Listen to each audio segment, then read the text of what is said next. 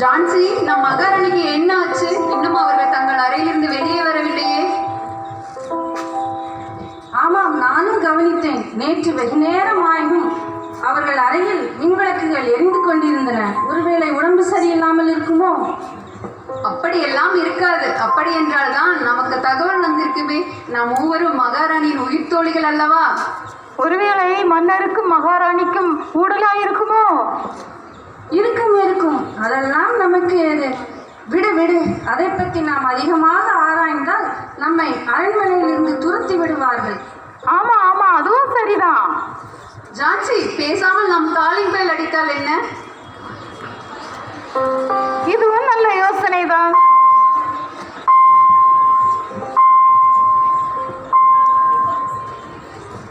வணக்கம் மகாராணி. வணக்கம் வணக்கம். என்ன மகாராணி, தாங்கள் இவ்வளவு நேரம் தூங்கிக் கொண்டிருந்தீர்களா? ஏன் இந்த தாமதம்?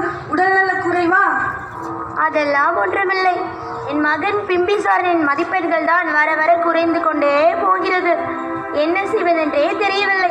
ஒரு மகாராணி என்று கூட பார்க்காமல் அரண்மனைக்கும் பள்ளிக்குமாக என்னை அலைக்கழிக்கிறார்கள். நானும் அவன் நடத்தைகளை கவனித்துக் கொண்டுதான் வருகிறேன். எப்போதும் செல்போனும் கையுமாக திரிகிறான். நேற்று இரவு அவன் அறைக்குள் தூங்கிக் கொண்டிருப்பான் என்று பார்த்தால் செல்போன் நோண்டி கொண்டிருக்கிறான். அதுவும் பெட்ஷீட்டை போர்த்தி கொண்டு. தாங்கள் அவனை கண்டிக்கவில்லையா மகாராணி? கண்டித்தேன். இரவோடு இரவாக வீட்டை விட்டு கிளம்பி விட்டான். அவனை சமாதானப்படுத்துவதற்குள் போதும் போதும் என்றாகிவிட்டது. எங்கள் வீட்டிலும் இதே நிலைமைதான். என்ன செய்வதென்றே புரியவில்லை மகாராணி. மகாராணி, தங்களுக்கு பிரஷர், சுகர் எல்லாம் இருக்கிறது. அதை மனதில் வைத்துக் கொண்டு நன்றாக தூங்கி எழுங்கள். மகாராணி, இன்று தாங்கள் வாக்கிங் செல்லவில்லையா? செல்ல வேண்டும், நேரமாகிவிட்டது. இருந்தாலும் பரவாயில்லை, நால்வரும் சேர்ந்தே வாக்கிங் போகலாம்.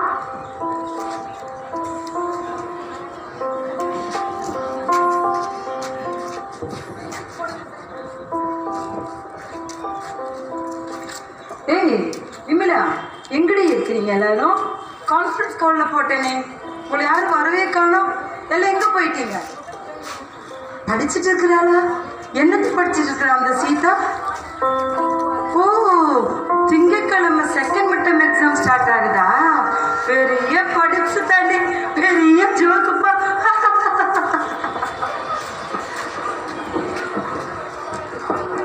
காந்தினி, அது யார்?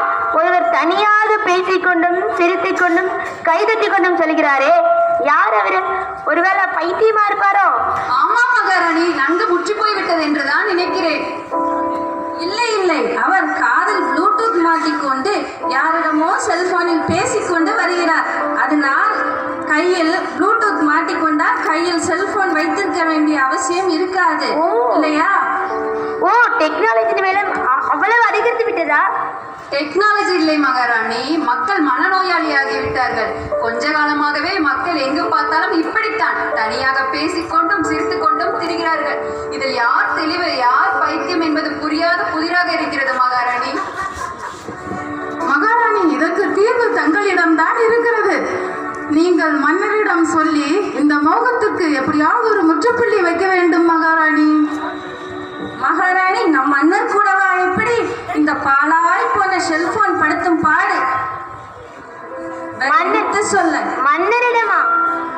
மன்னருமே செல்போனும் கையுமாக தான் திரிகிறார். நாட்டு நடப்புகளை சரியாக கவனிப்பதில்லை.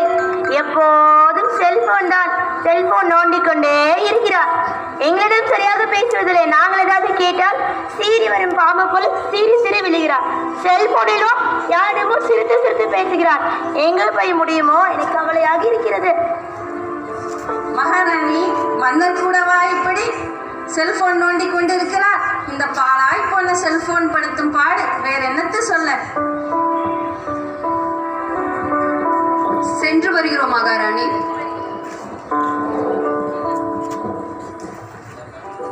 வணக்கம் மகாராணி. வாருங்கள் துறவியாரே. மன்னரை காண வந்தேன். மன்னர் இப்போது எங்கே இருக்கிறார்? மன்னரா? இப்போது அந்தப்புறத்தில் மகாராணி, நம் மன்னர் தங்கமானவர், அவரை பற்றி இப்படி பேசலாமா? அபத்தம், அபத்தம். ஆமா, நீங்கள் தான் மெச்சிக்கொள்ள வேண்டும். எப்போதும் செல்போன் கையுமாக தான் இருக்கிறார். உங்களால் முடிந்தால் புத்தி சொல்லுங்கள் அவருக்கு. ஆகட்டும் மகாராணி.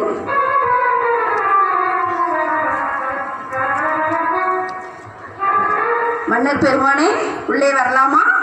துறவியாரே, மயில்களும் குயில்களும் கூடி குலாவி கொண்டிருக்கின்ற இந்த அந்தப்புறத்திற்குள் இந்நேரத்தில் தாங்களா?